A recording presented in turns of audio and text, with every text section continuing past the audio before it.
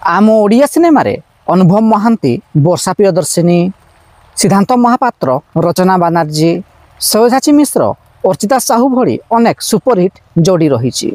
किंतु सेथिमध्यरु सिद्धांत महापात्र एवं रचना बानार्जी जोड़ी सबुठारु सफल जोड़ी। प्राय 20 रु अधिक ओडिया सिनेमा रे अभिनय करिथिबा सिद्धांत महापात्र एवं रचना बानार्जी एही जोड़ी को लोक माने आज भी मन रखिछन्ति। तेबे चलंतु आज कथा हबा ओलीवुड रो सबुठारु चर्चित जोड़ी सिद्धांत महापात्र एवं रचना बानार्जी अभिनय करिथिबा समस्त ओडिया सिनेमा विषय रे। तेबे ओलीवुड रो आउ एक चर्चित जोड़ी अनुभव महांती एवं वर्षा प्रियदर्शिनी अभिनय करिथिबा समस्त सिनेमार एक वीडियो मु आगरु बनै सारिछि। जदि आपण माने एही वीडियोटी को देखि नाहंती तेबे चैनल को जाई देखि पारिबे। हेलो हाय नमस्कार।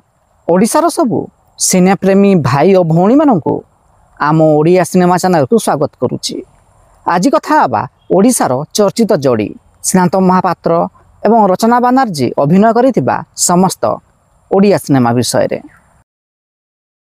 1994 मसीह सिद्धांत महापात्र एवं रचना बानार्जी को जोड़ी को पुणी थरे देखिया को मिलिथिला।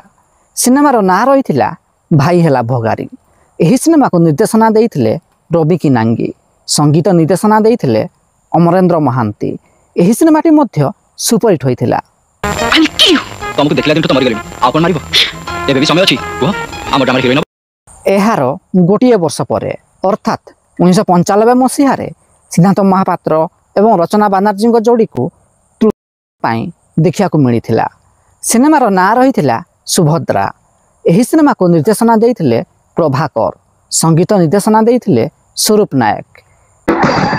तुमको तमरे काम पई भूल मागियो पड़ी राय साहेब झिया पड़ी भूल मागियो ए बोगस इंडियन को देखि। 1996 मसीह सिद्धांत महापात्र एवं रचना बानार्जी 5टी ओडिया सिनेमा रिलीज होइथिला। प्रथम सिनेमाटीर ना रहिथिला लक्ष्मण रेखा। एही सिनेमा को निर्देशना देइथिले मोहम्मद मोहसिन, संगीत निर्देशना देइथिले अक्षय महांती। द्वितीय सिनेमार ना रहिथिला जसोदा। एही सिनेमा को निर्देशना देइथिले हर पट्टनायक, संगीत निर्देशना देइथिले स्वरूप नायक। तृतीय सिनेमार ना रहिथिला सुहाग सिंदूर। सिनेमा को निर्देशना देइथिले हर पट्टनायक एवं संगीत निर्देशना देइथिले मदमत मिश्र। चतुर्थ सिनेमार ना रहिथिला पुओ मोर भोला शंकर। सिनेमा को निर्देशना देइथिले हर पट्टनायक, संगीत निर्देशना देइथिले स्वरूप नायक। तेबे एही सिनेमा रे मिहिर दास एक गुरुत्वपूर्ण चरित्र रे नजर आसिथिले। एही सिनेमा रे अभिनेता मिहिर दास अभिनय करिथिबा चरित्र को लोकमाने आज भी मन रखिछन्ति। एवं पंचम सिनेमार ना रहिथिला साक्षी रहिबो मो शंखा सिंदूर। एही सिनेमा रे निर्देशना एवं संगीत निर्देशना देइथिले अरुण महांती। तेबे सबुठारु बड़ कथा हला 1996 मसीह रिलीज होइथिबा सिद्धांत महापात्र एवं रचना बानार्जी एही 5टी जाक सिनेमा सुपरहिट साब्यस्त होइथिला। मु तुमको ऑफिस छाड़ देबी। सॉरी मु ऑफिस रे गोटे साधारण पीए कार नहीं बस रे स्टैंड। एहार गोटिए वर्ष परे अर्थात 1997 मसीह सिद्धांत महापात्र एवं रचना बानार्जी 3टी ओडिया सिनेमा रिलीज होइथिला। प्रथम सिनेमार ना रहिथिला नारी भी पिंधि पारे रक्त सिंदूर। एही सिनेमा को निर्देशना देइथिले हर पट्टनायक, संगीत निर्देशना देइथिले मदमत मिश्र। द्वितीय सिनेमार ना रहिथिला कंढेई आखिरे लुह। एही सिनेमा को निर्देशना देइथिले रवि किनांगी, संगीत निर्देशना देइथिले अमरेंद्र महांती। एवं तृतीय सिनेमाटीर ना रहिथिला गंगा जमुना। एही सिनेमा को मध्य निर्देशना देइथिले हर पट्टनायक एवं संगीत निर्देशना देइथिले मदमत मिश्र। एही सिनेमा रे अभिनेत्री रचना बानार्जी डबल रोल चरित्र रे नजर आसिथिले। 1997 मसीह रिलीज होइथिबा सिद्धांत महापात्र एवं रचना बानार्जी 3टी ओडिया सिनेमा नारी भी पिंधि पारे रक्त सिंदूर, कंढेई आखिरे लुह एवं गंगा जमुना एही 3टी जाक सिनेमा सुपरहिट साब्यस्त होइथिला। काई भाव कहछु कहलु बहुत एक्टिव सरे चलछि जा जा ताको वीडियो डाउन कर जा। 1998 मसीह सिद्धांत महापात्र एवं रचना बानार्जी गोटिए मात्र सिनेमा रिलीज होइथिला जार ना रहिथिला संतान। एही सिनेमा को निर्देशना देइथिले मोहम्मद मोहसिन, संगीत निर्देशना देइथिले मलय मिश्र।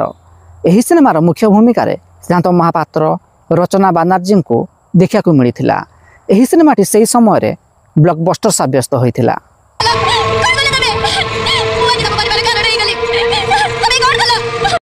1999 ମସିହାରେ ସିଦ୍ଧାନ୍ତ ମହାପାତ୍ର ଏବଂ ରଚନା ବାନାର୍ଜୀଙ୍କ 4ଟି ଓଡ଼ିଆ ସିନେମା ରିଲିଜ୍ ହୋଇଥିଲା। ପ୍ରଥମ ସିନେମାଟିର ନାଁ ରହିଥିଲା ପରଦେଶୀ ବାବୁ। ଏହି ସିନେମାକୁ ନିର୍ଦ୍ଦେଶନା ଦେଇଥିଲେ ହର ପଟ୍ଟନାୟକ ଏବଂ ସଙ୍ଗୀତ ନିର୍ଦ୍ଦେଶନା ଦେଇଥିଲେ ନିଜାମ। ଦ୍ୱିତୀୟ ସିନେମାଟିର ନାଁ ରହିଥିଲା ରାକ୍ଷୀ ଭିଜିଗଲା ଆଖି ଲୁହରେ।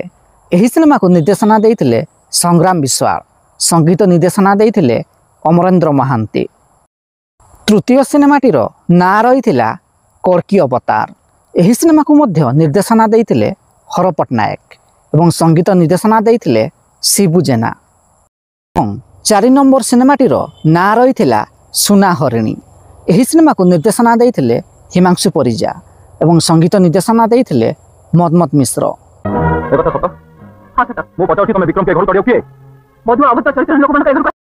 ତେବେ 2000 ମସିହାରେ ସିଦ୍ଧାନ୍ତ ମହାପାତ୍ର ଏବଂ ରଚନା ବାନାର୍ଜୀଙ୍କ ଅଭିନୀତ କୌଣସି ବି ଓଡ଼ିଆ ସିନେମା ରିଲିଜ୍ ହୋଇନଥିବା ବେଳେ 2001 ମସିହାରେ ତାଙ୍କର ଅଭିନୀତ 2ଟି ଓଡ଼ିଆ ସିନେମା ରିଲିଜ୍ ହୋଇଥିଲା। ପ୍ରଥମ ସିନେମାଟିର ନାଁ ରହିଥିଲା ମୋ କୋଳ ତୋ ଝୁଲଣା। ଏହି ସିନେମାକୁ ନିର୍ଦ୍ଦେଶନା ଦେଇଥିଲେ ହିମାଂଶୁ ପରିଜା ଏବଂ ସଙ୍ଗୀତ ନିର୍ଦ୍ଦେଶନା ଦେଇଥିଲେ ସ୍ୱରୂପ ନାୟକ। ଏବଂ ଦ୍ୱିତୀୟ ସିନେମାଟିର ନାଁ ରହିଥିଲା ଧର୍ମ ସହିଲେ ହେଲା। ଏହି ସିନେମାକୁ ନିର୍ଦ୍ଦେଶନା ଦେଇଥିଲେ ମୋହମ୍ମଦ ମହସିନ ଏବଂ ସଙ୍ଗୀତ ନିର୍ଦ୍ଦେଶନା ଦେଇଥିଲେ ମଦମତ ମିଶ୍ର। ଦେଖିଲ ତ ଏ ଗଛ ସବୁ ଅବସ୍ଥା କଣ ହେଇଛି? ଆମେ କେମିତି ଜାଣିବୁ? କେମିତି? 2002 ମସିହାରେ ମଧ୍ୟ ସିଦ୍ଧାନ୍ତ ମହାପାତ୍ର ଏବଂ ରଚନା ବାନାର୍ଜୀଙ୍କ 2ଟି ଓଡ଼ିଆ ସିନେମା ରିଲିଜ୍ ହୋଇଥିଲା। ପ୍ରଥମ ସିନେମାଟିର ନାଁ ରହିଥିଲା ସିନ୍ଦୁର ନୁହେଁ ଖେଳ ଘର।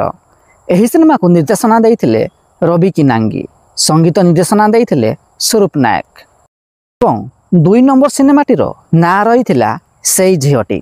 ଏହି ସିନେମାକୁ ନିର୍ଦ୍ଦେଶନା ଦେଇଥିଲେ ଚକ୍ରପାଣି, ସଙ୍ଗୀତ ନିର୍ଦ୍ଦେଶନା ଦେଇଥିଲେ ପ୍ରଫୁଲ୍ଲ କର। ତେବେ 2002 ମସିହାରେ ରିଲିଜ୍ ହୋଇଥିବା ସିଦ୍ଧାନ୍ତ ମହାପାତ୍ର ଏବଂ ରଚନା ବାନାର୍ଜୀଙ୍କ ଏହି 2ଟି ଯାକ ସିନେମା ସୁପରହିଟ୍ ହୋଇଥିଲା।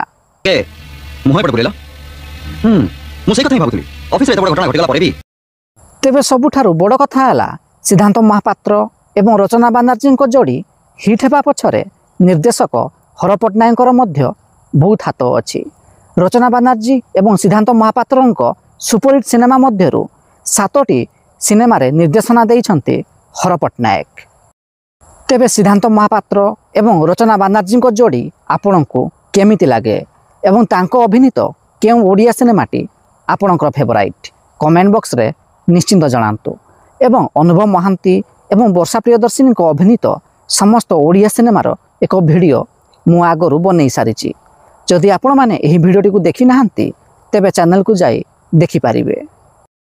ଯଦି ଭିଡ଼ିଓଟି ପସନ୍ଦ ଆସିଥାଏ ତେବେ ଲାଇକ୍, ସେୟାର ଏବଂ ଚ୍ୟାନେଲଟିକୁ ସବସ୍କ୍ରାଇବ୍ କରିବାକୁ ଜମାରୁ ଭୁଲିବେନି।